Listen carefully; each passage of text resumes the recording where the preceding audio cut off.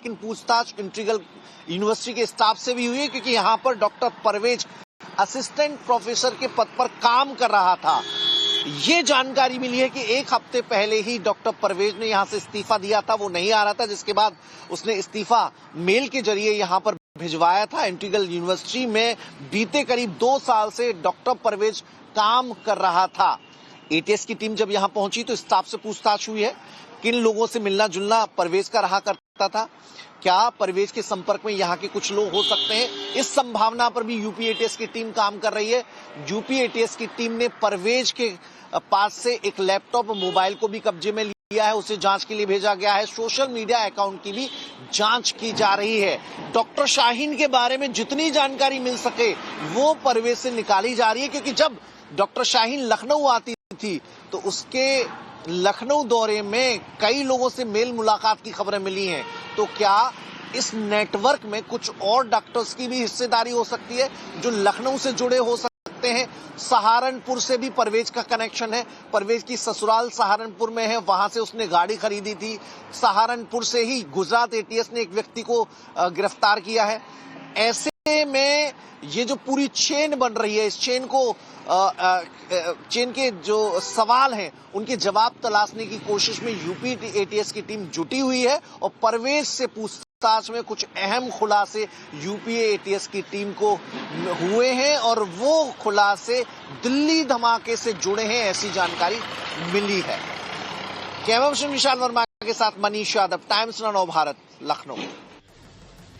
वहीं दिल्ली धमाके से जुड़ी एक और बड़ी खबर आपको बता दें, एनआईए ने भी अब कार ब्लास्ट मामले की जांच तेज कर दी है। दिल्ली पुलिस ने एनआईए को केस से जुड़े तमाम दस्तावेज सौंप दिए हैं। दिल्ली पुलिस ने बीती रात एनआईए की टीम को केस से जुड़े सभी दस्तावेज और एफआईआर की कॉपी सौंपी है। बताया जा रहा है कि एनआईए की जांच टीम अभी भी लाल किले पर है। एनआईए की फॉरेंसिक टीम ने मौके पर जांच शुरू कर दी है।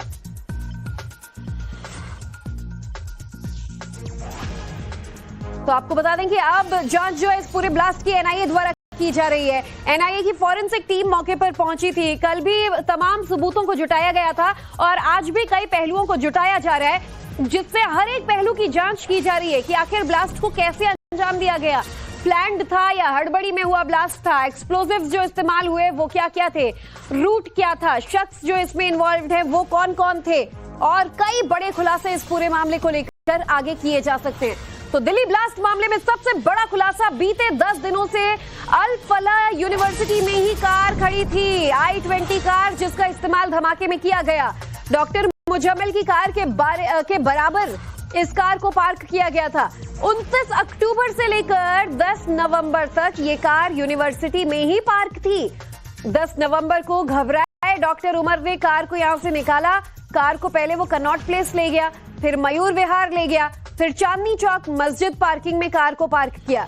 हाई ग्रेड मिलिट्री एक्सप्लोजिव का भी इस्तेमाल हुआ है, ऐसा खुलासा हुआ है। मॉड्यूल का हैंडलर विदेशी हो सकता है।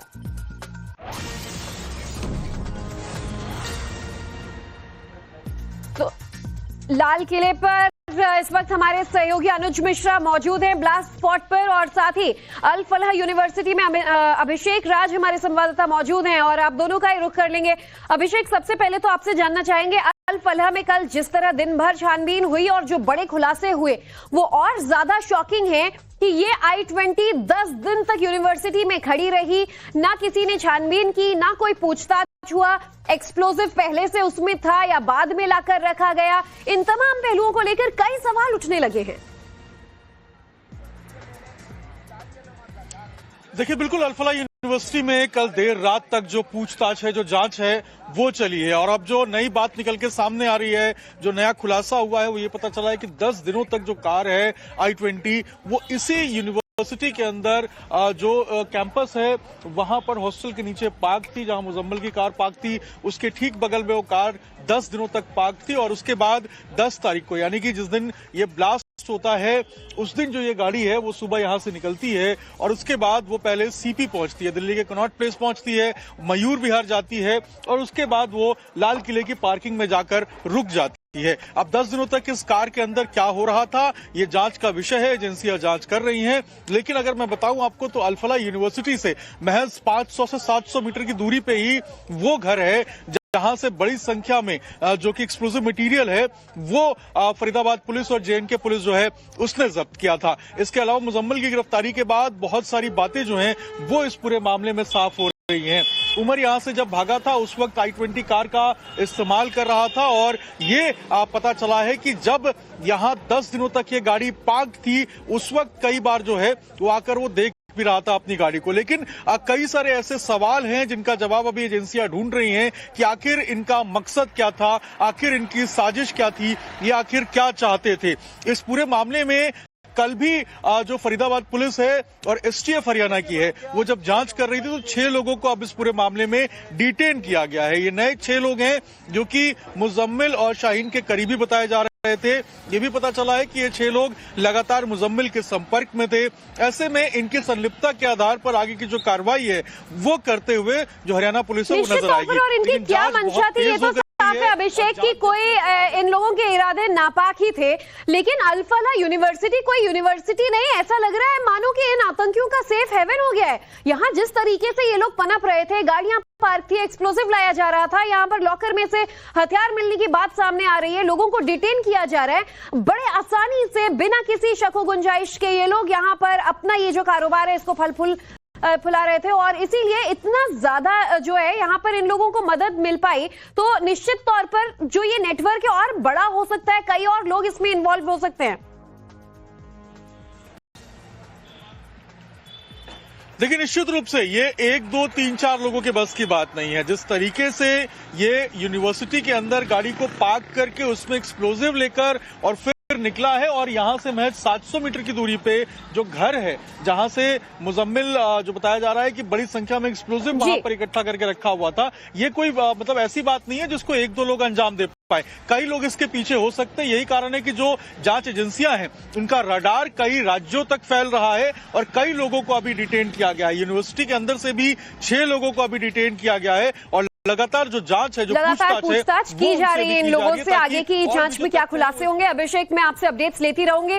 फिलहाल लाल किले का रुख कर लेते हैं, अनुज हमारे साथ ब्लास्ट स्पॉट से मौजूद हैं। अनुज, जिस जगह ब्लास्ट हुआ हालांकि अब पूरे इलाके को कॉर्डन ऑफ किया गया है, लाल किले को बंद कर दिया गया है, एनआईए जो है वो जोर शोर से जांच कर रही है, लेकिन एक बात जो अब तक साफ नहीं हुई कि क्या ये प्लान्ड ब्लास्ट था या जिस तरह की अटकलें या फिर बातें एनआईए कह रही है कि चलती कार में हुआ। जिस स्पॉट पर आप मौजूद हैं क्या लगता है कि कोई प्लान करके साजिशन यहां पे ब्लास्ट को अंजाम देंगे या फिर एक पैनिक मोड में यहां पर ये ब्लास्ट हुआ होगा, ऐसा अनुमान लगाया जा रहा है?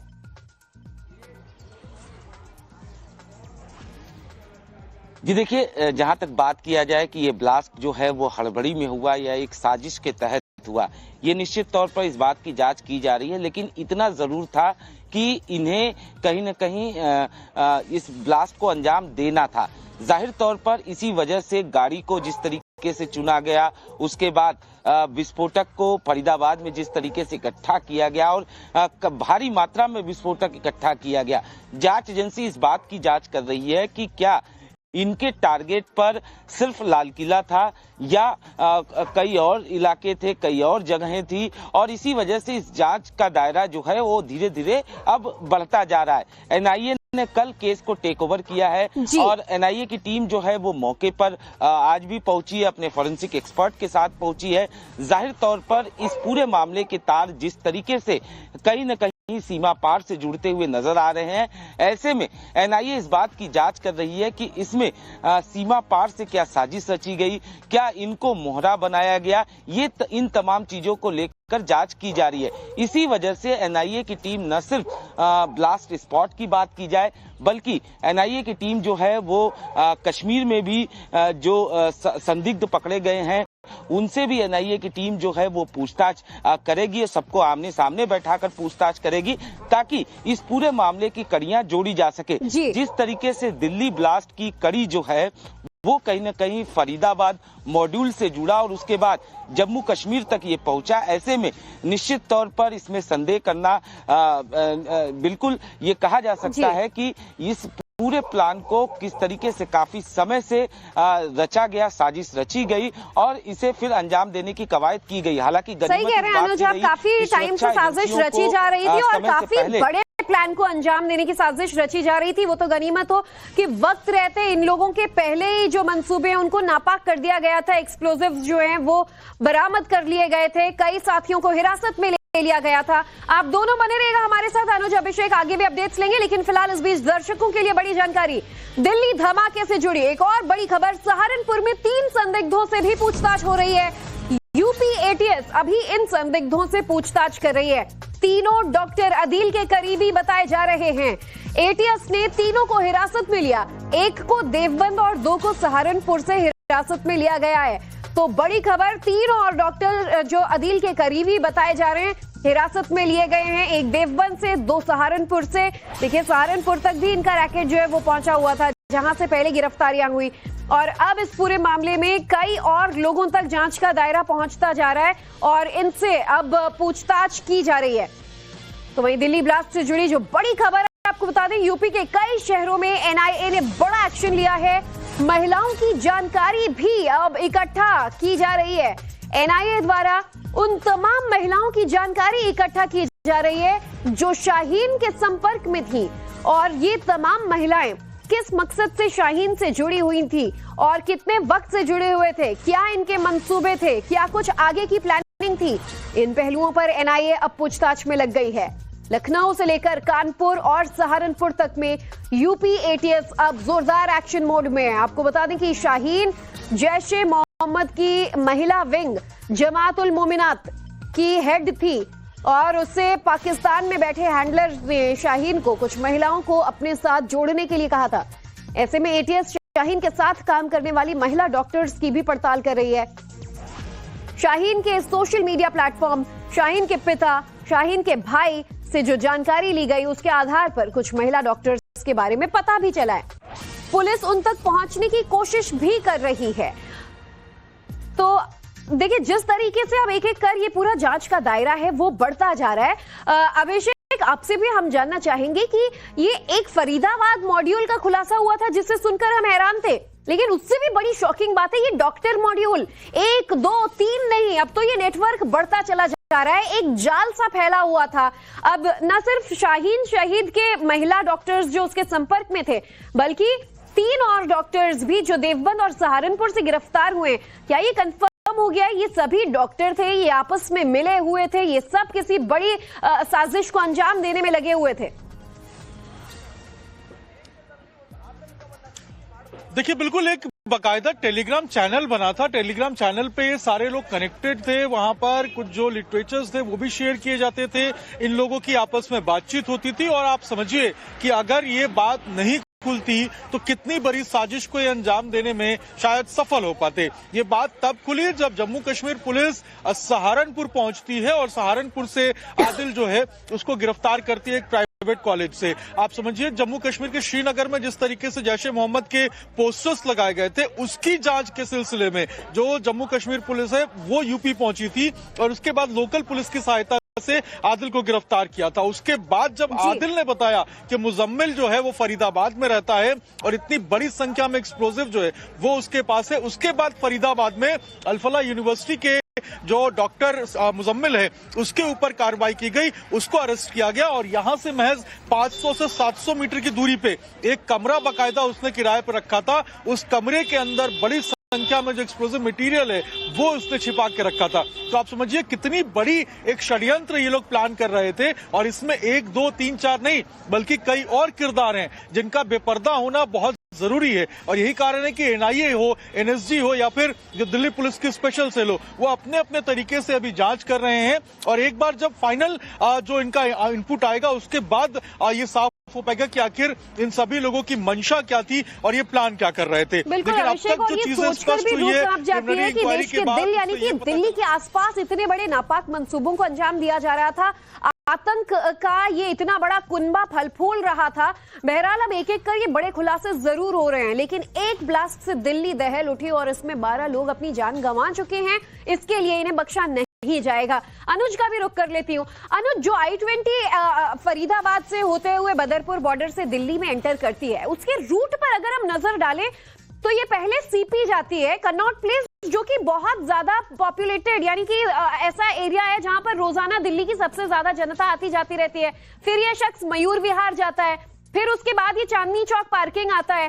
क्या ये माना जाए कि इन जगहों की भी रैकिंग कर रहा था और साजिश ये भी हो सकती है कि दिल्ली में सीरियल ब्लास्ट को अंजाम देना था, उसके लिए अलग अलग जगहों पर भी जाकर इन लोगों ने देखा होगा?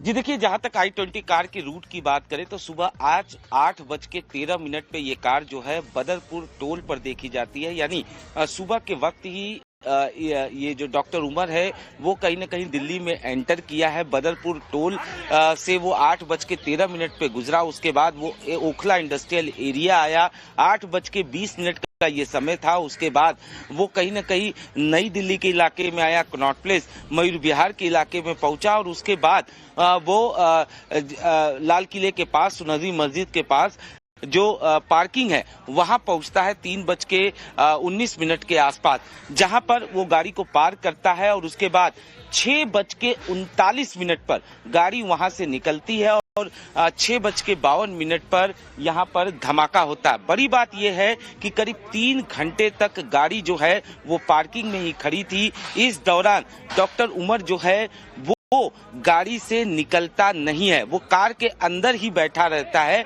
ऐसे में सवाल ये उठता है कि आखिरकार कार के अंदर बैठे रहने के पीछे उसकी मंशा क्या थी? क्या वो कुछ सोच रहा था? क्या वो कुछ प्लानिंग कर रहा था? ये तमाम चीजें जो हैं इसकी जांच की जा रही है। ये भी जांच के दौरान इनपुट मिला था कि डॉक्टर उमर अकेले नहीं था, तो उसके साथ आखिर वो दूसरा शख्स या तीसरा शख्स कौन था? क्योंकि जो सीसीटीवी की तस्वीरें सामने आई हैं उसमें गाड़ी में एक ही शख्स दिख रहा है। तो क्या जो दूसरे शख्स की बात की जा रही है वो बाहर से निर्देश दे रहा था या रास्ते में कहीं पर इनकी मुलाकात हुई थी? ये तमाम ऐसी चीजें हैं। लेकिन इस बीच एक और बड़ी खबर जरा दर्शकों तक पहुंचा दें। आज जांच के लिए श्रीनगर पहुंच रही है एनआईए की टीम। डॉक्टर अदील मुजम्मिल समेत 4 आतंकियों से पूछताछ की जाएगी। सभी आतंकियों से जॉइंट इंटरोगेशन किया जाएगा। कल सभी आतंकियों से 10 घंटे तक पूछताछ हुई थी। आतंकियों के पाकिस्तान लिंक की भी जांच हो रही है कि इनका आका कौन है, बॉर्डर पार बैठे किस शख्स से ये लोग आदेश ले रहे थे। जैश मॉड्यूल के पाकिस्तानी हैंडलर की भी पहचान हो गई है। तो बड़ी खबर, जम्मू कश्मीर पुलिस की गिरफ्त में डॉक्टर अदील मुजम्मिल और 4 आतंकी हैं जिनसे अब पूछताछ की जाएगी और इसके लिए बाकायदा एनआईए की टीम श्रीनगर पहुंच रही है जहां पर इन आतंकियों से जॉइंट इंटरोगेशन किया जाएगा। अभिषेक, क्या कुछ अपडेट्स? देखिए, बिल्कुल एनआईए टीम पहुंचेगी श्रीनगर और उसके बाद जो जांच है उसको आगे बढ़ाएगी, क्योंकि अब तक जो 4 डॉक्टर्स जो है जिनको डिटेन भी किया गया है, वहां से जो 3 अरेस्टेड हैं उन सभी लोगों को साथ में बिठाकर पूछताछ करनी है। एनआईए को इस पूरे कड़ी को एक साथ जोड़ना है और उसके बाद जांच ये करनी है कि आखिर कश्मीर से फरीदाबाद और फरीदाबाद से सहारनपुर का क्या कनेक्शन है, इनकी पूरी मकसद क्या था, इनकी पूरी प्लानिंग क्या थी, जैश के और कितने लीडर्स हैं जो इन लोगों के संपर्क में थे। इन सभी बातों की जो जांच है वो अब एनआईए करेगी। एनआईए वो एजेंसी है जो कि राष्ट्रीय सुरक्षा को लेकर आतंकवादी जितनी भी घटनाएं होती है उसमें जांच करती है। हमने देखा था कि पुलवामा के वक्त भी, पहलगाम के वक्त भी जो एनआईए है उसने अच्छे से जांच किया था। यही कारण है कि जो एनआईए को अब जांच सौंपी गई है उसके बाद जो जांच की रफ्तार है वो और ज्यादा तेज हो जाएगी और कई और नाम जो हैं वो इसमें और निकल के सामने आएंगे। पूरा डेटाबेस है एनआईए के पास कि कौन कौन से ऐसे एक्टिव मॉड्यूल्स अभी काम कर रहे हैं कश्मीर के अंदर भी, और उन सभी लोगों को उसके बारे में भी जो पूछताछ है वो की जाएगी। विशेष रूप से मुजम्मिल और जो आदिल है इन दोनों से पूछताछ की जाएगी कि आखिर ये दोनों जो है वो किस तरीके से क्या प्लानिंग ये कर रहे थे, कौन कौन लोग इनके सपोर्ट में थे और कहीं क्रॉस बॉर्डर से इनकी तो किसी से बात नहीं हो रही थी। ये सभी वो सवाल है जिसका जवाब एनआईए ढूंढने की कोशिश करेगी और यही कारण है कि जब एनआईए पहुंचेगी आज तो वो तमाम जो डिटेन्ड लोग हैं जिनको हिरासत में लिया गया है उनको भी आमने सामने बिठाकर पूछताछ जो है वो करवा सकती है और उसके बाद जो अपनी रिपोर्ट है वो फाइल कर सकती है। जितना प्लान तरीके से ये लोग एक्सप्लोजिव मटेरियल्स तो फरीदाबाद के एक गांव में छिपा के रखे थे, ऐसे में एक बड़ी साजिश की प्लानिंग तो ये कर रहे थे, ये बिल्कुल स्पष्ट है। लेकिन ये प्लानिंग क्या थी, कितने लोग इसमें शामिल थे, इसके प्लॉटिंग के पीछे की स्क्रिप्टिंग किस किसने की थी, ये वो सवाल है जिनका जवाब एनआईए ढूंढेगी और जब जांच करेगी तो ये साफ हो पाएगा कि आखिर इसका मेन मास्टरमाइंड कौन है। बिल्कुल, और इनका जो भी आका है उस तक कैसे पहुंचकर आगे जांच को आगे बढ़ाया जाता है। एनआईए ने खुद कमान जो संभाल ली है, अब श्रीनगर में इन सभी आतंकियों से पूछताछ की जाएगी। और ऐसे में अभिषेक देखिए, एक सवाल और ये भी उठता है कि जिस दिन ब्लास्ट हुआ था उस दिन दोपहर तक भी पहले जो खबरें आ रही थी, अभिषेक मैं आऊंगी आपके पास, लेकिन इस बीच एक अपडेट जरा दर्शकों को दे दें। बड़ी खबर आ रही है, श्रीनगर के हॉस्पिटल से एक और डॉक्टर को दबोचा गया है। बड़ी खबर आ रही है, आपको बता दें जम्मू कश्मीर का एक और डॉक्टर हिरासत में लिया गया है। श्रीनगर के एक हॉस्पिटल से इस डॉक्टर को हिरासत में लिया गया है और ये डॉक्टर कौन है, इसके तार भी इन लोगों से किस तरीके से जुड़े हुए थे, क्या कुछ मदद इसने इन लोगों तक पहुंचाई थी, इन सभी पहलुओं पर जांच की जा रही है। लेकिन क्योंकि इसका कुछ ना कुछ कनेक्शन ये डॉक्टर मॉड्यूल से निकला है, इसीलिए इसको भी हिरासत में लिया गया है। और जम्मू कश्मीर में ये एक और डॉक्टर है जो हिरासत में लिया गया। आपको बता दें इससे पहले लगभग 4 और ये आतंकी डॉक्टर जो हैं वो पुलिस की गिरफ्त में थे। अब कुलगाम के रहने वाले डॉक्टर तजामुल को गिरफ्तार किया गया है। डॉक्टर तजामुल, एक और बड़ी गिरफ्तारी हुई है जम्मू कश्मीर के श्रीनगर से, इस डॉक्टर को हिरासत में लिया गया है। तो देखिए ये सिंडिकेट बहुत बड़ा है, आतंकियों का ये नेटवर्क बहुत जो जाल है वो फैला हुआ है अलग अलग जगहों पर। और जो कुछ और डॉक्टर्स भी गिरफ्तार हुए हैं जिसमें डॉक्टर अदील, डॉक्टर उमर का भी नाम आता है, ये लोग भी अनंतनाग, श्रीनगर, इन तमाम जगहों पर पहले काम कर चुके हैं और अब श्रीनगर के हॉस्पिटल से डॉक्टर तजामुल को गिरफ्तार किया गया है।